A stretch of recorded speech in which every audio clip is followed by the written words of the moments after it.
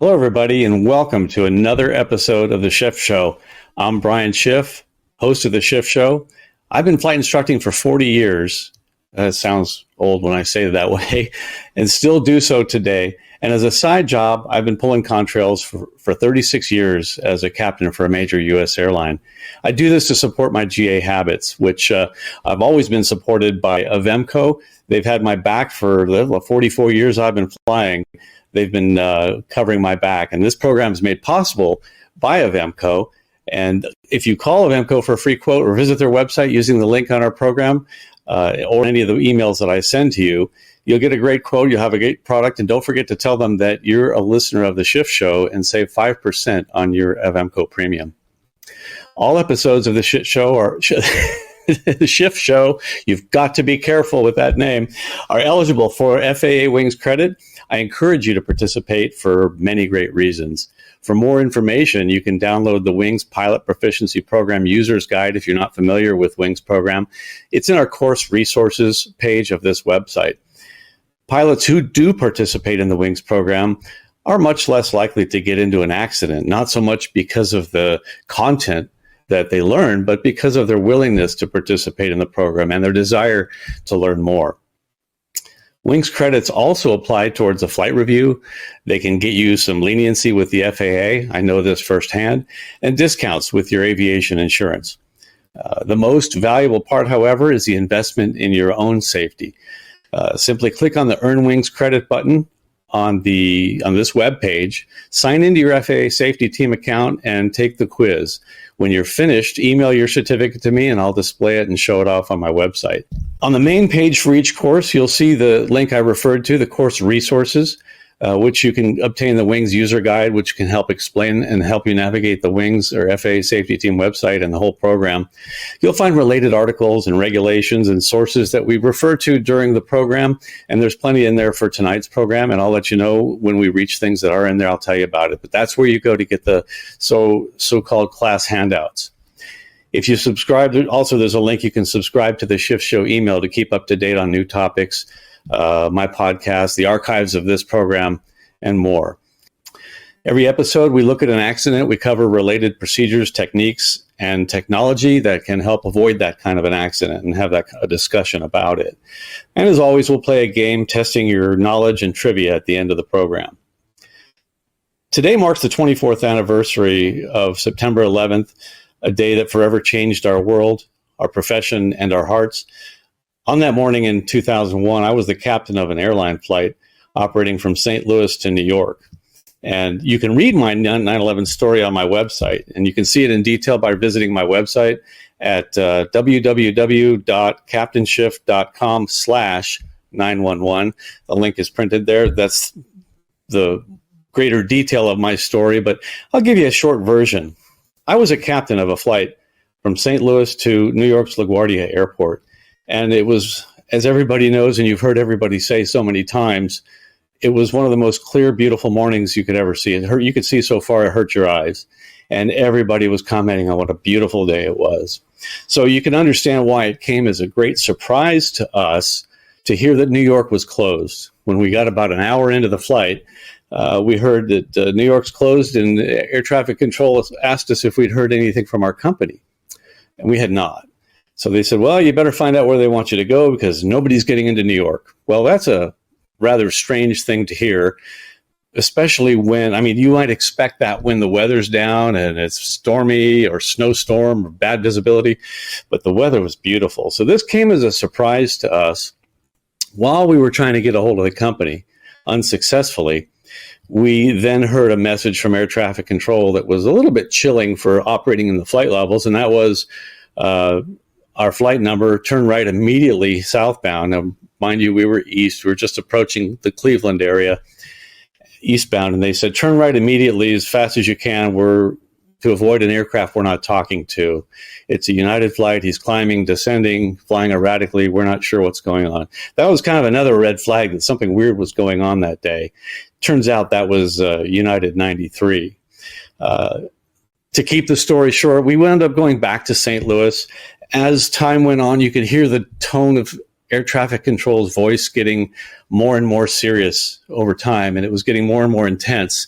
until the point where they finally said, we're going to start issuing clearances for everybody to land. And I have to point out the chilling one that I heard on that night was when a Delta flight was cleared to an Air Force base. Everybody was cleared to different airports. We had to fit airplanes onto the ground. I don't think there's ever been a time in our history when all the airliners were on the ground at once.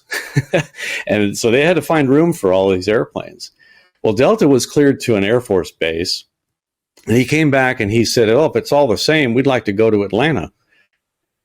And the chilling response I heard from air traffic control after that is something I will never forget. They said, basically, Delta, we're under a national emergency right now. Any non-compliance with an air traffic control instruction will be viewed as a threat against the United States. And we have fighters scrambled right now. It's chilling just saying these words because we heard basically air traffic control tell Delta, do what you're told or we're going to shoot you down. And that's just something we'd never heard before. I had to really rein in our concentration, tell my co-pilot, look, let's just focus on this flight and get it to St. Louis. And when we were almost there, we received this message that from our dispatcher telling us everything that was happening that morning. And it was very chilling, and we really had to focus on our flying. And they did close the airspace, like I said. At any given time, we have a lot of airplanes in the air, and I'm sure everybody's seen this by now, but what's interesting about this video of all the airplanes in the U.S. airspace landing, you can see it thinning out. But you'll see my flight was one of the last to land. And if you keep your eyes on southern Illinois, you'll see a red circle. My aircraft, my flight was one of the last ones on the ground. And we sat there on the ground watching right next to the National Guard ramp. We waited 4 hours for a gate. We watched them load up missiles, and we watched the F-15s taking off. It was like nothing I'd ever seen. This day I will always remember. And for those of you who were not born yet or don't remember it, I think it's important that you study it and understand what happened that day. And you'll understand why we have all these new security programs that we have today. And I think now, 24 years later, we're getting a second cockpit door on some airliners. It's interesting. I feel like we're watching a house that's already been robbed, but the danger's there, and we live in a world where this is necessary, and it's very unfortunate. But all right, enough of the somber stuff. Let's get to the fun stuff tonight. I'd like to welcome my favorite flight instructor, mentor, and father, without whom I would not be. Welcome, Dad, to the program again. Well, thank you very much, and also thank you for the Schiff shirt, and I'm glad you spelled the name right.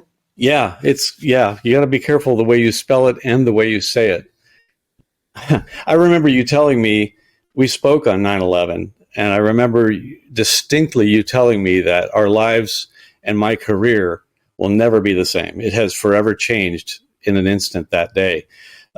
No words could have been more true with all the changes we've been through. So. And let's hope there are no more of those days. Yes, we are definitely doing a lot to prevent it. We're doing the best we can. And our best source of defense is those of you in the back of the airplane, in the cabin, being our eyes and ears. And I don't think passengers are willing to just let things happen anymore. So in any event, let's talk about something a little bit more somber and what we can learn from it. As usual, we start with an accident review. So let's get to this one. And we'll start with that. And this accident that we're going to talk about has been referred to as the day the music died. I would love nothing more than to be playing that song tonight, if you can just imagine it. I drove my Chevy to the levee. I can't hum it or sing it, but it would really set the tone and you'd understand this song some more. But it was based on this accident because of the tragic deaths of Buddy Holly, Ritchie Valens, and J.P. Richardson, also known as the Big Bopper. It occurred on February 3rd, 1959, near Mason City, Iowa, when their chartered Beechcraft Bonanza impacted terrain shortly after takeoff, and it killed all four on board, the three artists plus the pilot. The flight departed Mason City, Iowa for Fargo, North Dakota, which was the next stop on their winter dance party tour. This tragedy stands as a pivotal aviation safety lesson, and it highlights the consequences of inadequate pilot qualification, improper instrument use and understanding. poor risk management in adverse weather conditions. Granted, this was a very long time ago, and we've learned a lot since then, but interestingly, we still keep having similar accidents. The pilot was not instrument rated. It wasn't required back then, but he flew into instrument meteorological conditions over the dark, snowy terrain with, he had no horizon, it was overcast, and nighttime. So with an overcast for no moonlight and the Iowa crops below, he was using an attitude indicator, which he was totally unfamiliar with. And we'll talk about that shortly. According to the accident report by the Civil Aeronautics Board, now remember, this was 1959, before the NTSB, weather briefings were inadequate. An advisory of rapidly deteriorating weather was never communicated to the pilot. The Bonanza took off to the south. It was strong winds out of the south, so they took off out of the south into the wind, made a turn towards the northwest, and the aircraft crashed, again at night, approximately 5 miles northwest of the Mason City Municipal Airport at about 1 a.m. on February 3rd, 1959. After this, many unsuccessful attempts were made to contact the aircraft by radio. Later, the wreckage was found in a field that morning. The Civil Aeronautic Board accident report concluded, and I'm going to read this, so this is how they wrote in 1959, so bear with me. But like so many before it, they said, this accident, like so many before it, and I find it interesting that they said, like so many before it, was caused by the pilot's decision to undertake a flight in which the likelihood of encountering IFR conditions existed, in the mistaken belief that he could cope with en route IFR weather conditions without having the necessary familiarity with the instruments in the aircraft and without being properly certificated to fly solely by instruments. He was not instrument rated, and he had received some training, and he took an instrument check ride and failed it. I believe the pilot was 21 years old. I think that makes him about your age, Dad. Weren't you about 21 in 1959 as well? And you were flying charters? That's exactly right. And weren't you flying some charter flights back then? I started flying charters when I was 18. All you had to have was a commercial pilot certificate. Wow. So you didn't have to have an instrument rating to fly a charter flight? No, not at all. Not unless the weather was IFR. And there was obviously no Part 135. There were no FARs yet. No, none at all. What kind of rules were there? The same rules that you would abide by as a private pilot. No different. Yeah. Wow. That's interesting. So when you charter an airplane, you're entitled to a higher degree of safety than, Joe Pilot getting in an airplane with his friend. So that's why we've got Part 135, Part 121, the regulations that are much more stringent now. Than Part 135 makes it a lot more difficult to fly commercial and as a charter pilot. My first charter flight, by the way, I have to tell you this, it's kind of fun. He was Yul Brynner. Yeah, to fly me. I was flying him from Santa Monica to Las Vegas, and we landed in Las Vegas, and he was very happy, and he handed me a $100 bill. Now, that was in 1956. That was a lot of money. Wow, you could buy an airplane for that, couldn't you? Damn near anything you want, yeah. Well, so that was a charter flight in Yul Brynner, and were you aware of how popular he was, and that he was famous at the time? You had to be, right? Oh, sure, yeah. He had been, I think the movie, what was it? The King and I had just come out or something like that. Okay. Well, we'll come back to that because I think that's a very interesting aspect of this whole thing, flying celebrities, flying high-profile people, like Kobe Bryant, that accident as well. It comes to mind.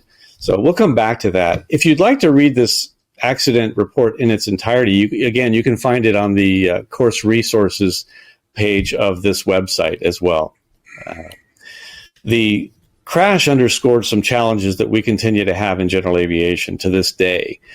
Spatial disorientation in IMC, especially if you're VFR flying into IMC. Regardless of whether you're instrument rated, there have been problems with pilots not ready to or not prepared to cope with instrument conditions, whether they're instrument rated or not. They accidentally get into IMC, and we have accidents.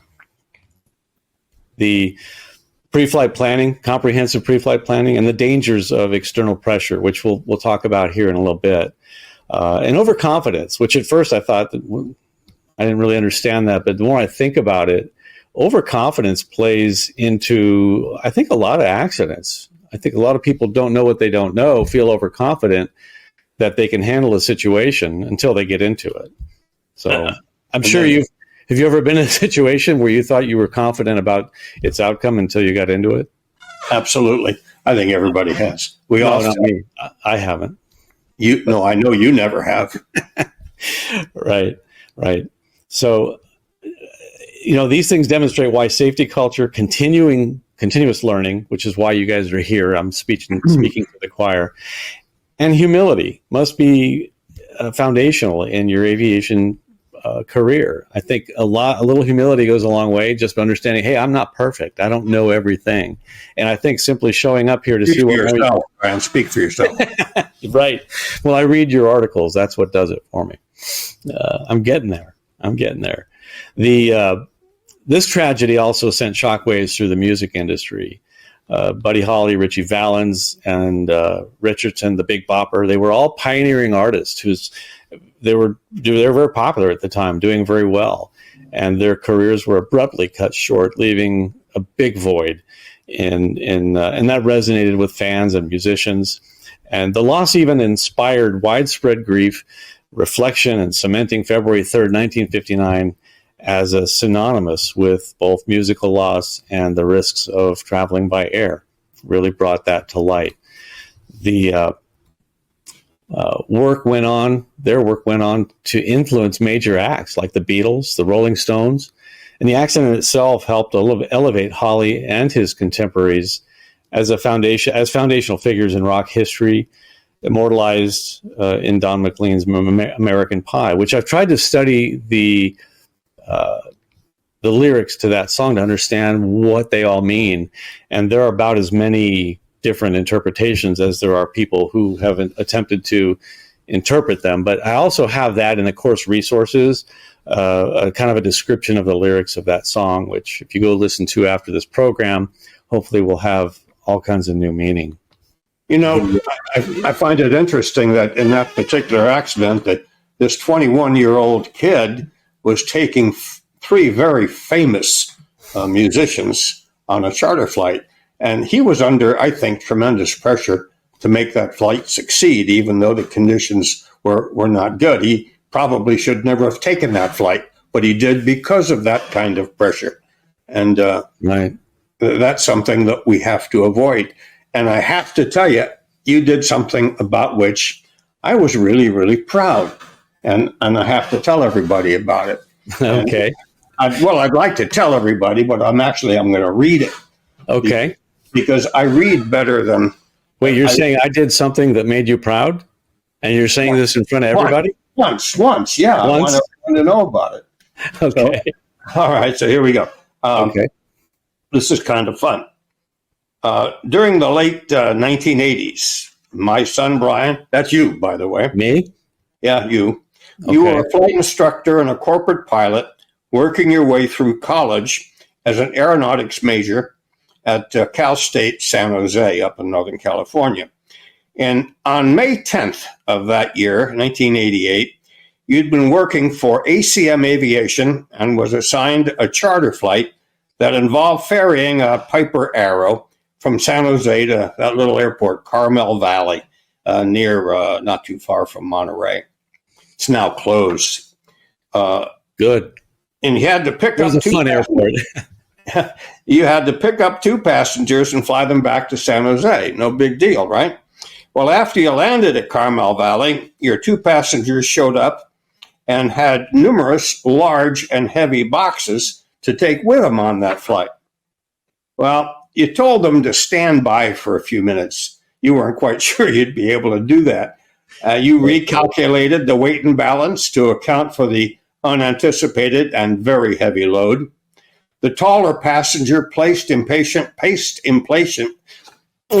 easy for you to read. Patiently, right? I can read, but I can write better than I can read. Anyway, he paced back and forth, and he was breathing over your shoulder. apparently hoping that this would shorten the delay. And you calculated that the airplane would be within limits, but was uncomfortable taking off at maximum allowable gross weight from an unimproved 1,800-foot-long strip on a hot, heavy day with a heavy load. So you advised your passengers that the airplane didn't have the performance needed to operate safely from that airport with that load. The same irritated passenger became even more so and said, look, we've done this before with another pilot, and we had no problems. Brian replied, that's you again, that you were not that pilot, and offered, how about if you drive to Monterey Airport, and I'll fly over there and pick you up and take your equipment back. It's only a short 20-minute drive. The runway there is really long, and it'll be a safe flight. The passenger was fuming, but had no choice but to yield. Brian wouldn't budge. The other passenger said nothing. Not one word was spoken during the flight from Monterey to San Jose or while taxiing to the ramp. A lineman unloading the Aero told Brian, hey, the boss wants to see you in his office. Brian knew that he was headed for the chopping block, but was philosophical about it. He said, I would never work where I'm afraid to be fired. Good idea. Yeah. He was nevertheless prepared to defend himself. He entered the office and was told to close the door and take a seat. How much do we pay you, Brian? His boss wanted to know. He said $50 an hour, a day rather. And his boss pondered that and said, we're going to increase that to $100 a day, Brian. Not many people have the courage and the conviction to put Steve Jobs in his place and keep him there. I'm really proud of you to have done that. The boss said that, and so do I. Well, yeah, I remember that. And if anybody's seen the movie Jobs, you'll know what I was dealing with. Ashton Kutcher plays him quite well in representing his temper. And boy, he was really ticked. I don't think there could have been more external pressure there for me to have made that flight. And I just, at that point, stuck with my convictions and my fear, of taking off on a heavy load with that density altitude. So I figured I was fired, and I got paid, doubled my pay for it. I often wonder what would have happened had I got fired. If I actually got fired for doing the right thing rather than being rewarded for it, what would have happened? Would it affect my downline decision making? You established your MO. You did the right thing. You knew how to say no. And I have no doubt that would occur in the future. In fact, I've seen examples of it in the future. You do good. Well, I think a lot of people need to I don't want to pat myself on the back, but I agree. I think that was the right move. I've never regretted making the right move. And sometimes you just got to do the right thing, even if it's difficult. So, yeah, thanks. Thanks for sharing that story. I'll never forget it. I will remember that. I saw this gravestone of Buddy Holly's, and I saw the way his name was spelled, and it made me realize that, am I spelling his name wrong? So I actually pulled up and looked, and the story is that his name was misspelled. He was born Holley. That's his name. But then one record producer misspelled his name, and it just stuck. So it turned into Holly. The aircraft, this Beech Bonanza Model 35, that's the cockpit. It didn't have a whole lot. I mean, back then there was not a whole lot of flight instruments available. No attitude indicator in the one we're showing there. But the one that the artificial horizon that the pilot of this aircraft had used in all of his instrument training looked like this. It's an older version of what we're accustomed to today, those who aren't flying glass cockpits. The airplane is fixed on the screen, and the horizon moves behind the airplane. So when you pitch up the aircraft, the horizon behind that fixed airplane moves down. When you roll right, the horizon behind that airplane rolls left, and it's very intuitive. That's not the one that he had in the Bonanza. That's the one that he was used to, but in the Bonanza, he had this, a Sperry F3 gyro. And when you bank left, the gyro rolls right, just as you'd expect. The airplane's basically rotating around that gyro ball. And when you pitch up, however, the gyro rolls away from you. because you're pitching, or the aircraft is pitching around that sphere, opposite the artificial horizon that we just looked at. And that can be very confusing. The the CAB back then found that this was a significant factor as he relied on that instrument with which he was not familiar. It's really interesting to see that these views can kind of correlate you to the attitude of the airplane compared to the instrument. So right here we have level flight, the dark on top and the white on the bottom. It's no bank and no roll. I'm sorry, no roll and no pitch. And notice, though, that the colors are backwards as to what we're accustomed to today. Right, with dark. I guess at night, right, it would be black. Does that change in the daytime? I doubt it. No, ours are light blue for the top and brown or right. dark bottom. So it's backwards. It is backwards. Or it moves backwards, but that really is the ground on top, because here is a 30-degree bank. Rolling to the left looks like this. And what do you think it will look like if we had a 20-degree pitch up for a climb? Not what you were thinking. This is a 30-degree bank with a 20-degree pitch up. And that can be very confusing, especially when you're grasping to find which way is up after, becoming disoriented in an IMC that you did not expect. Going back to a 30-degree pitch down looks like that. Going back to straight and level again looks like that.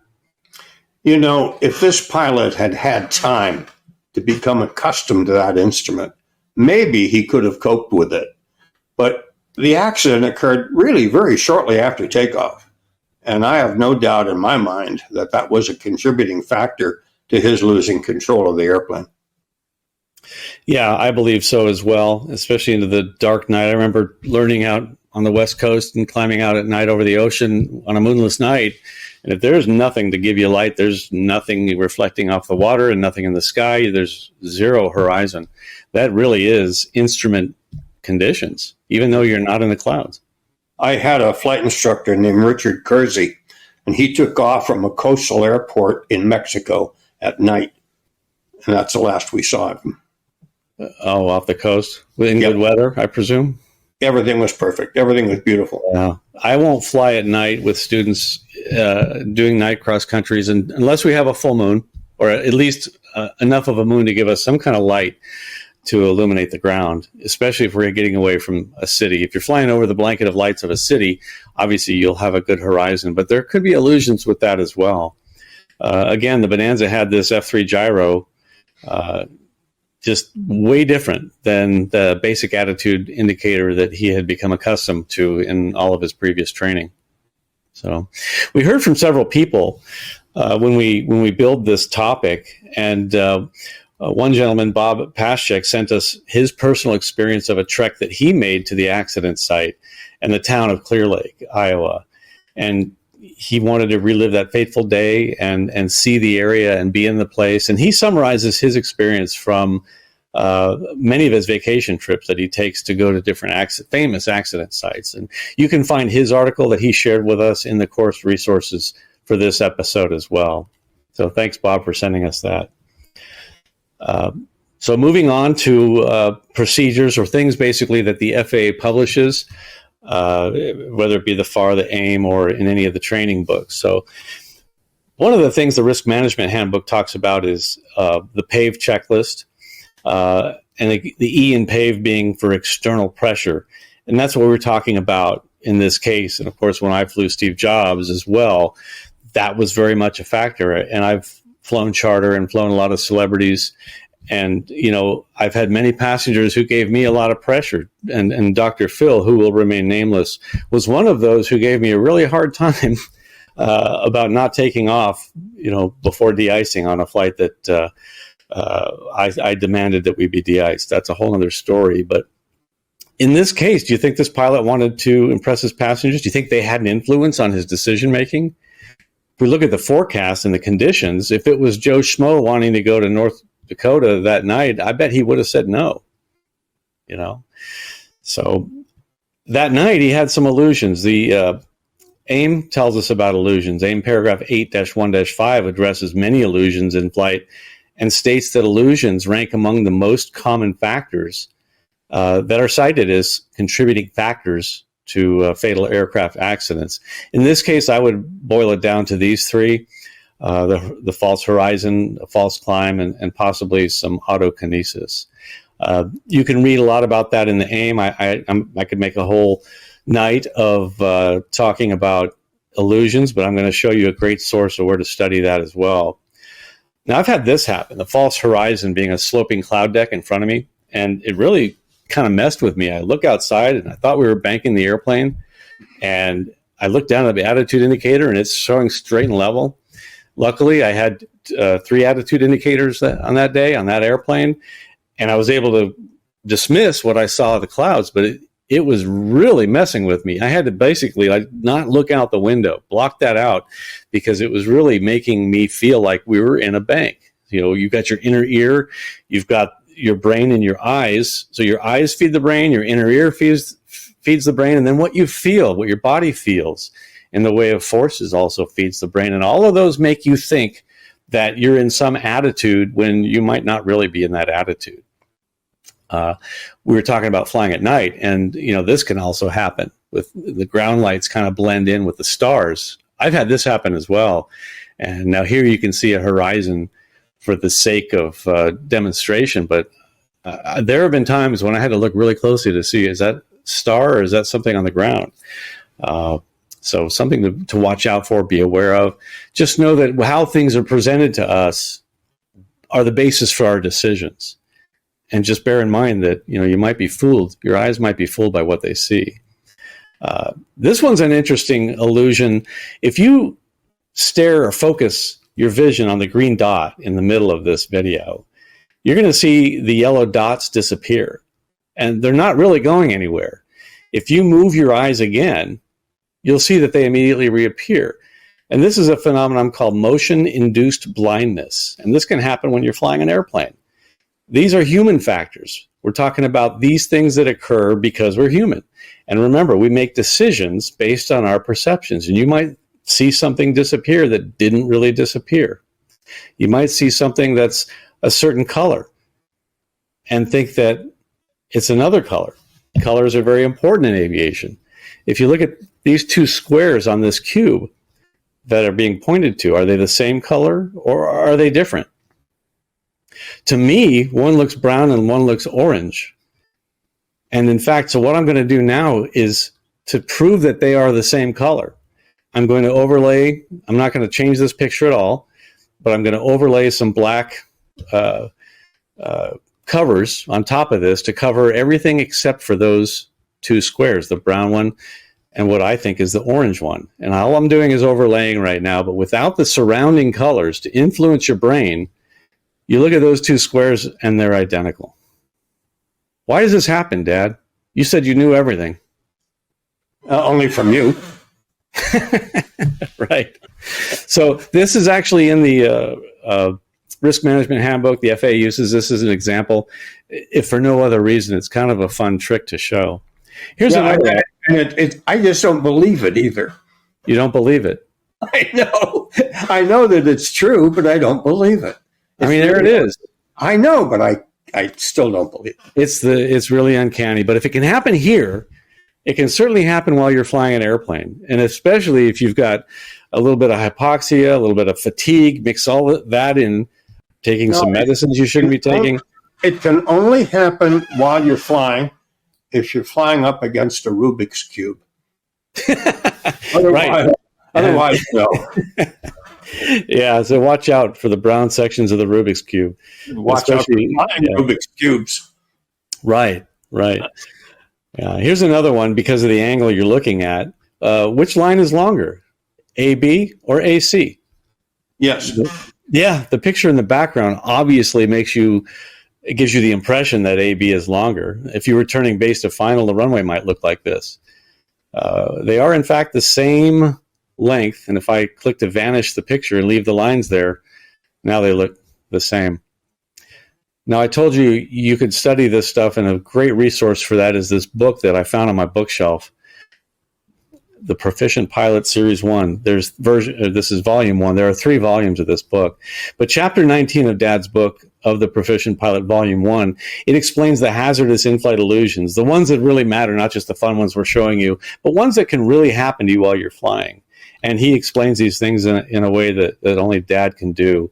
I really wish I had written the book, the stuff my dad says, and collected all these things that you've told me and that I've heard you tell air traffic control. That would be it. You don't want to repeat things I've told air traffic control. Oh yeah, that would be a fun book. One day I'm going to do that. Anyway, this just between you and me. Yeah, just between you and me. All right, I will. This chapter I've saved for you, and it's also available in the course resources. I would recommend you get these books, and that's not just bias. I still use chapters from your books, Dad, with my students. Whatever we're covering that day, I'll pull that chapter out. Why this isn't still a textbook and bestseller in all aviation classes, I don't know, but it should be. Thank you. In any event, the regulations, there's an interesting one, 91-103, requires all pilots to become familiar with all available information. Is that possible? You mean before a flight? Yeah, before a flight. Yeah, become familiar with all the information. I guess by the time you got through with all the information, it'd be like painting the Golden Gate Bridge. By the time you finished it at one end, it would be time to go start again at the other end, and everything you read was obsolete. I think we're referring to weather and NOTAMs here, I think, is the important stuff. Well, there's a word missing from that. It should read, familiar with all pertinent available information. Yeah, right. What's pertinent? There's a lot of pertinent information.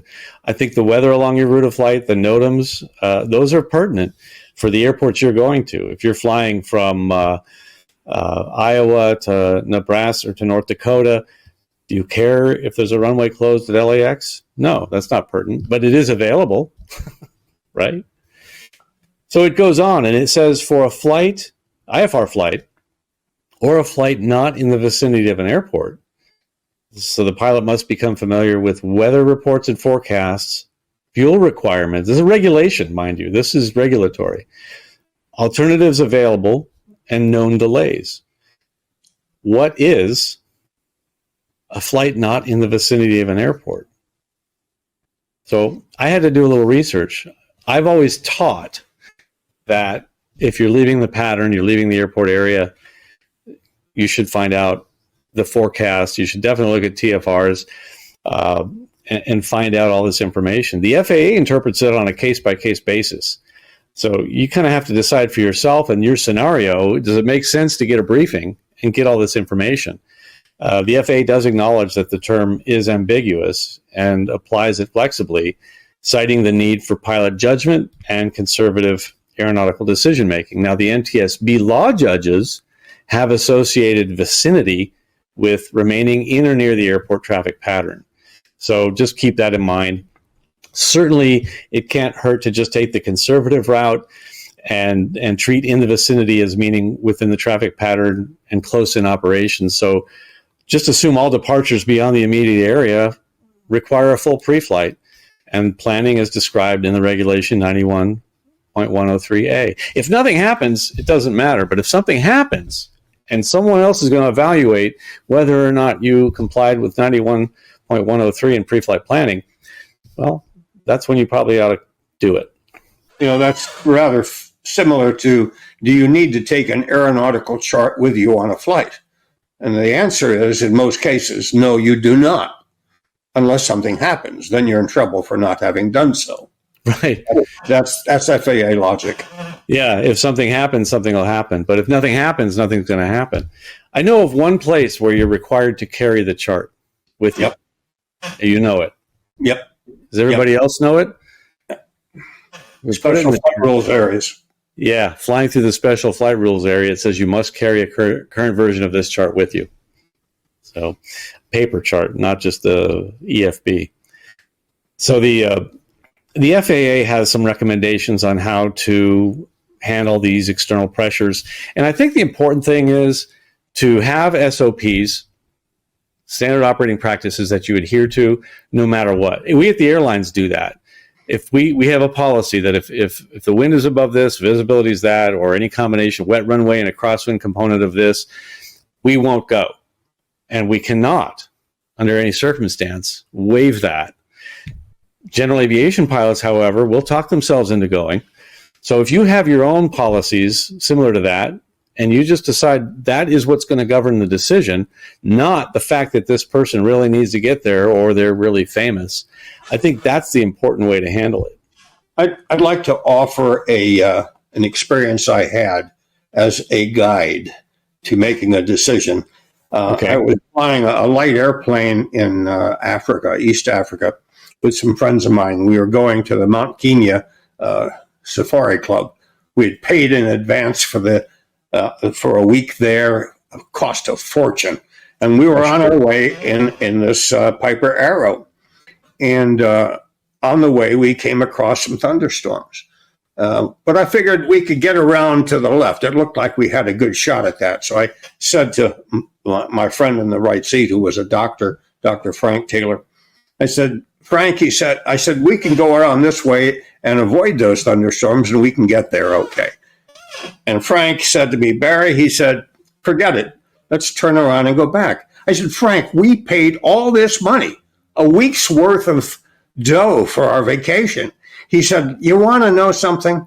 If we go back now and we don't go in 5 years, we won't know the difference.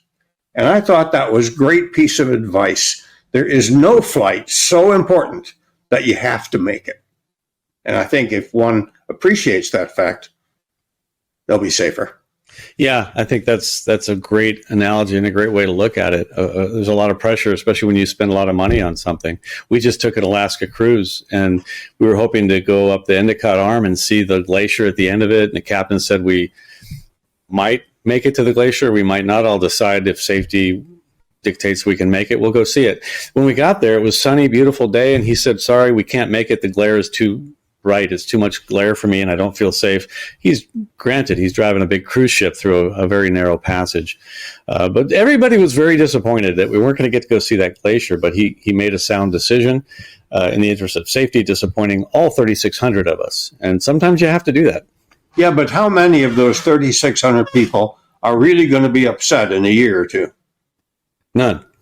In fact, it's probably going to get more business because we're going to go back on another cruise and try and see that glacier. Yeah. So, all right, moving on, we'll talk about training, and this is more techniques that we get into. And how do you train a pilot to make the right decision? Do you browbeat them into it? Can you force them? They say you have to make these decisions? Or is there another technique that you can use? And anybody that's watched, You Speak Enough, Dad, has probably heard you ask who is the safest driver of a car, right? Yeah. And that would be the one with a cop in the rearview mirror, is you're going to follow all the rules and regulations. You're going to take it down a notch. So pretend the FAA is with you. I've heard many people say that they do this. Just pretend the FAA is in the other seat. What would you do if the FAA was sitting right there, and let that help you make the decision? So you described that flight with Steve Jobs. By the way, anybody who's got an iPhone, you guys owe me one for not killing Steve Jobs that day. And yourself. This is a video. Yeah. So how did you train me to make these decisions? Was I born with that skill? Or was it something you taught me? Can instructors teach good judgment to their students? Here, you're letting me go for the first time solo an aircraft. I don't think you can teach that kind of decision making. I know there are all kinds of books that tell you can. I don't know how to do that. Perhaps by example. Otherwise, I don't know.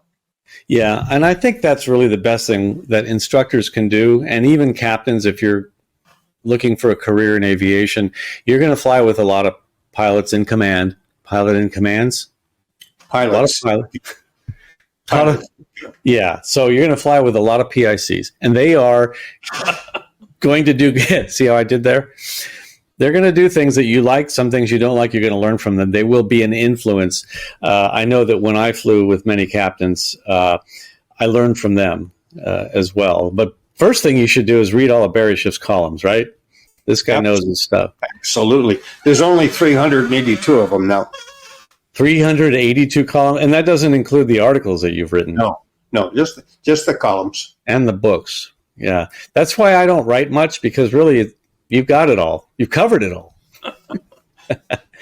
Yeah. So scenario-based training is, I think, very important. So we're looking at accidents. You study accidents and it gives you a scenario to study. And I think going over these is a fantastic way to teach people, what would you have done in this situation? Because here, look, this did not work out so successfully. There's a great AOPA decision-making class the Air Safety Foundation has. I think it's called Do the Right Thing. And it takes you through, you click on what would you would do, and the scenario changes with your decisions that you make. And it's a great learning tool. Do you remember this? I do. Proud. That was a few pounds and a few brown hairs ago. Yeah. I learned more about decision making from flying with you. So this is what you said, by observing and by example. When you fly with another pilot, you're setting an example. Anytime a high-time pilot flies with a low-time pilot, they're setting an example. But I learned from you. I watched you make decisions, things that you probably didn't even know you were teaching me. You were teaching me. And so anytime you're with another pilot, act as a mentor if you're a more experienced pilot. Flight instructors, do the right thing and set the example. That's the best thing I can offer. By the way, that picture on the left is when we first flew together. It was on our first flight together as TWA crew members. We were on our way from New York to Berlin. And that photograph on the right is when I was retiring, my last flight. Very memorable flights, both of them. And that flight to Berlin, to Brussels first, if I recall, is probably one of the first that you had experienced the kind of insubordination that that happened on that flight. I do remember, I really liked the dinner rolls that we got on those meals back then. And I liked mine so much, and you hadn't finished yours. And I remember reaching up there and grabbing your dinner roll and eating it. And I think that you've probably never had a flight engineer grab a dinner roll off your plate. Or do anything that's so much more. That's correct. Right. Yeah, you swatted me over the back of the head with a rolled up chart. Well, it was my turn. So battling external pressures, accept no unnecessary risk and be strong about that. Strictly adhere to personal minimums, especially when outside factors are tempting you and pulling you to relax your standards. I think you've just got to really be strong about that, as though there's no choice. Decision-making should remain with you, the pilot. It should never shift to accommodate others' expectations. We don't do it at the airlines. If I have a team in back that really needs to make it to their playoff game, but I have a broken airplane, I'm not going to say, yeah, all right, we'll go. You really need to get there. So, well, it doesn't happen that way. You need to take that to general aviation as well. Another thing that I do is I teach unusual attitude recovery, because I think that might have been part of this accident, but even if it wasn't, and I'm not here to assign blame or to say the cause of this accident, I'm just using it to talk about certain topics. So the way I teach unusual attitude recovery is something I learned when I flew at Clay Lacy Aviation, when I was asked to, I believe it was by Clay himself, to just close my eyes and maintain straight and level flight.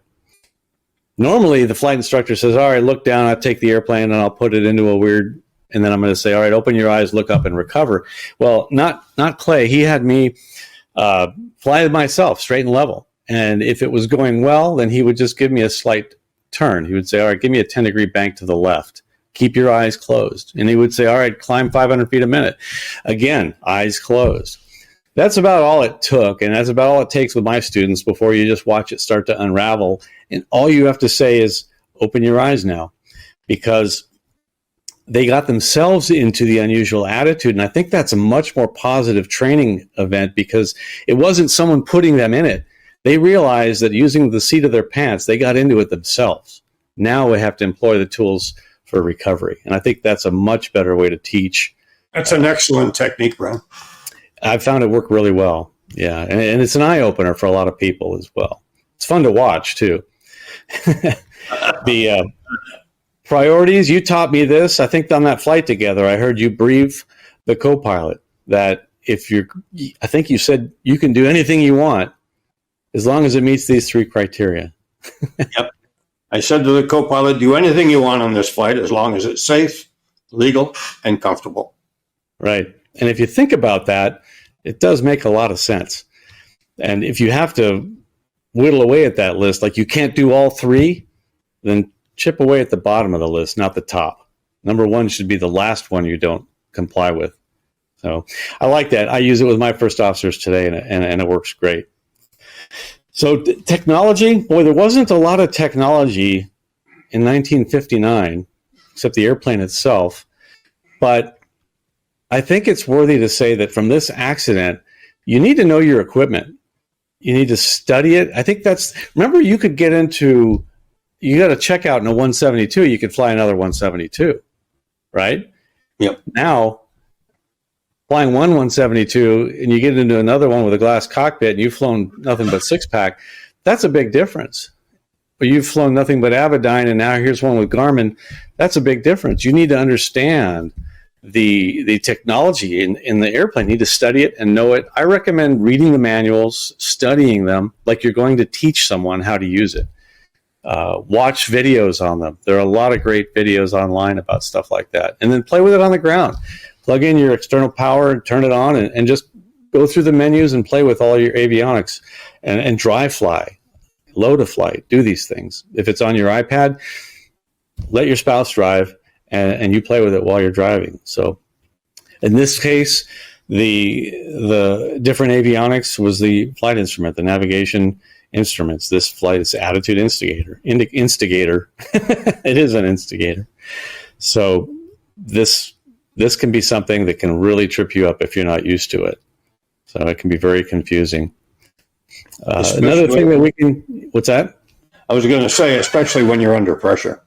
Yeah. Add any pressure to unusual instrumentation and you can be in trouble very fast. Right. We rely on our training when we get into trouble and we go to recover.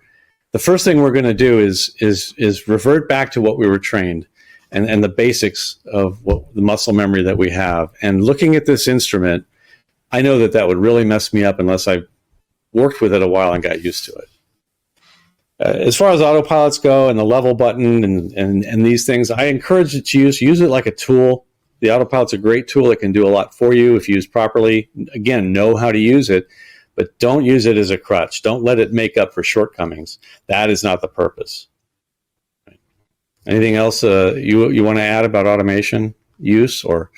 Well, I know that automation can get you into a lot of trouble if you don't know how to use it properly. A great example was Asiana going into San Francisco on a visual approach. And the specific equipment that he didn't know how to use properly were the auto throttles. He crashed, couldn't make it to the runway because of automatic throttles. All he had to do was put his hand on those throttles and push them up himself. But he'd been so accustomed to relying on the throttles moving themselves and maintaining the speed. Yeah. Didn't work out for him. So true. So true. Holy cow. I can't believe it's almost been an hour. So we need to move on to our final section, the section where we have some fun. It's game time. I'd like to thank you for the questions that you've put together in your test pilot. Now, this book has 1,001. It probably has more than that, doesn't it? No, exactly.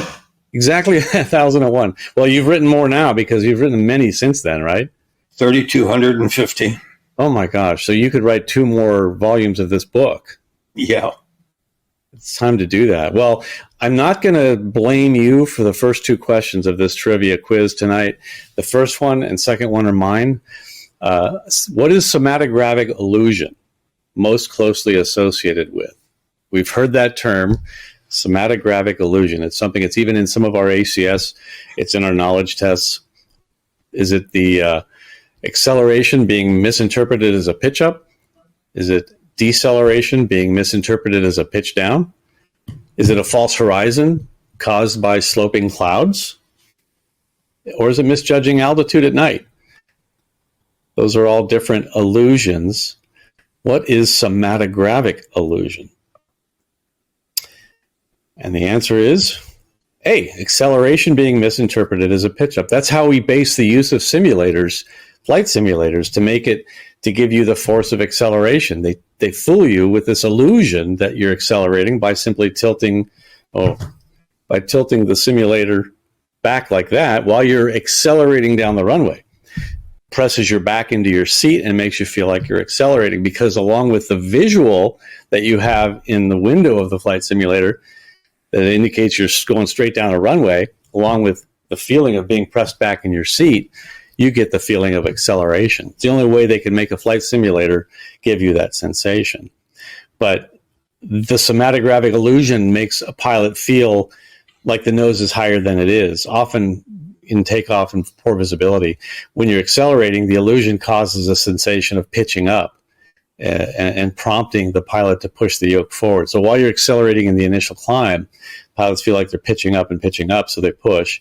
And this phenomenon is especially dangerous during a takeoff at night or in conditions with very low visibility, as the lack of visual references makes you try to follow the seat of your pants, which you can't. All right, question number 2. And this is totally mine. I will take all blame or credit, depending on your opinion.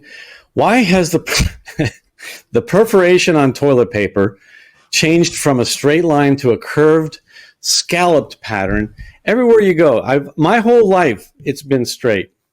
Okay, now we've got this perforation that's curved. And if anybody knows the answer to this, put it in the chat. Tell me what you think is the answer to question 2. Again, it's trivial. It's not going to affect your life in any way. None of these questions probably will. But I thought it was kind of funny. It cracked me up that this is all changed. And is it to allow for more efficient wiping? Is it, I'm trying to keep a straight face, to allow for a smoother, cleaner tear?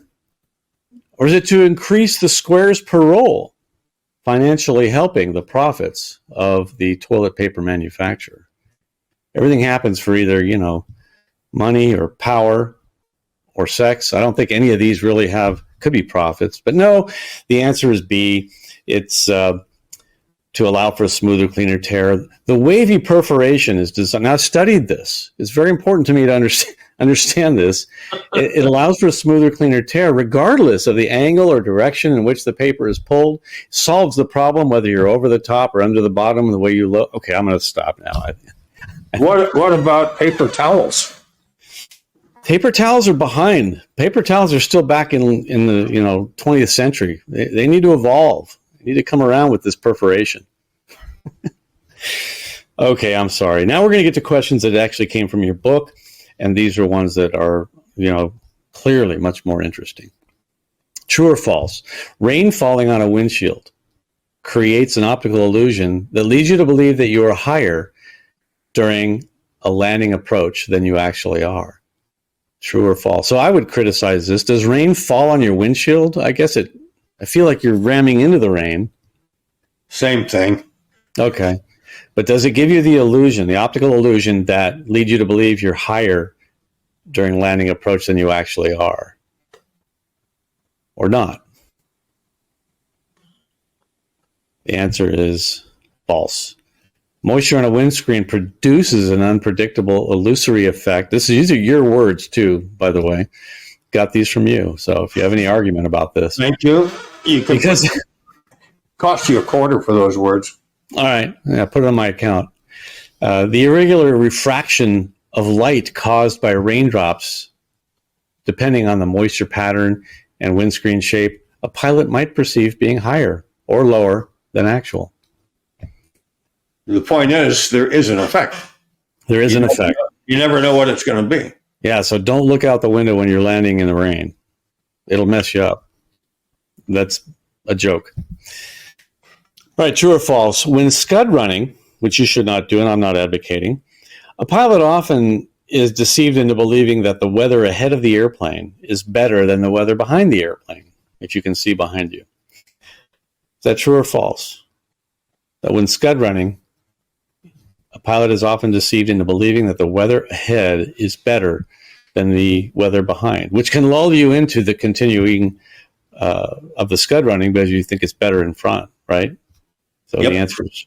The answer is in fact true. When looking aft, ground objects disappear into the veil of reduced visibility, so things are going away, retaining the illusion of worsening visibility, like it's getting worse.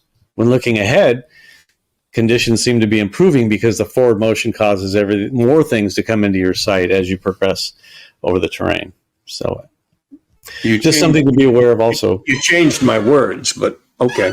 Did I? Oh, Yeah. I did. I ad-libbed your words. Yeah, I did. All right. I'll read them. You want me to read them verbatim? No. No. And our final question tonight is 8 and 12 foot long windsocks are designed to fully extend with what wind speed? 15 knots, 20 knots, 25 knots, or 30 knots? So if you're out at the airport and you see the windsock is not quite fully extended, then you know the wind is below this speed. If you see that the windsock is just stiff as could be, straight out, then you know the wind is at least this speed or greater. 15, 20, 25, or 30. Do you remember? Are you asking me? Yeah, do you remember? Of course. Yeah, hopefully people are putting this in the chat. It's good information to know. I don't think this is just trivial. This is actually good information to know if you're at a non-towered airport. So the answer is a 15 knots. On those two size windsocks, a windsock will fully extend at a wind speed of approximately 15 knots or 17 miles per hour or 28 kilometers per hour. This speed is the standard threshold at which windsocks are designed to fully open and point horizontally away from the wind source. At lower wind speeds, the windsock will only partially extend or hang limp, leave it. But around 15 knots, it reaches full extension, indicating strong wind. So it's important to know that. I have a question for you, young man. Uh-oh. They say that a field is socked in when the visibility is so bad. Why do they say socked in? Oh, you know I know that. You should know it. I should know it. You've asked me this before. Is it because they bring the windsock in? Yeah, this came from the French. When the visibility was bad, the windsock was taken in the hangar. Oh. Windsock socked in. We got so much from the French and so much from the Navy as well, from nautical terms. Right. Well, I like to end every episode with a quote. I like this one from Eleanor Roosevelt. Do what you feel in your heart to be right, for you will be criticized anyway. Thanks to Eleanor Roosevelt for that. Just to bring you on my other projects, you've probably seen the Cockpit to Cowl podcast I do with Jeff Simon. He's the mechanic, I'm the pilot, hence Cockpit to Cowl. And we just banter for an hour talking about what a mechanic wants to tell a pilot, what a pilot wants to tell a mechanic. And then again, my recent column I'm writing for the NAFI eMentor newsletter. It could also be found on the NAFI website, all of which can be found on my website, captainschiff.com, CFI Care. And it's a play on the words, but it's little tidbits, bite-sized nuggets on flight instructing that will also help students. I'll be at NAFI Summit on September 21 through 23 in Akron, Ohio. If you're anywhere near the area, I'll be talking about engine failure after takeoff at that event. Go to the NAFI website, nafisummit.org. All of these links are in the course resources as well. Next month on October 9th, I'll have a special guest, Speak of the Devil, guest Jeff Simon from Social Flight will join me, and he'll actually be on my show for a change, and we'll discuss an accident that resulted from poor maintenance, things that the pilots can do to look at. We'll look at procedures and techniques and technology that can help avoid that kind of an accident, kind of focused around maintenance of an airplane. So join us on October 9th at 7 p.m. Central Time for that one. I'd like to thank, heartfelt thanks to our friends at Avemco who made this possible, to John Typen at APT for producing this program. And my ForeFlight workshops taught me not to do that myself. And also special thanks to the Wings Industry Network and the FAA safety team for helping to make all this possible. But most importantly, thank you for joining us. Have a great evening. And remember, 2 speeds. Good night, everyone.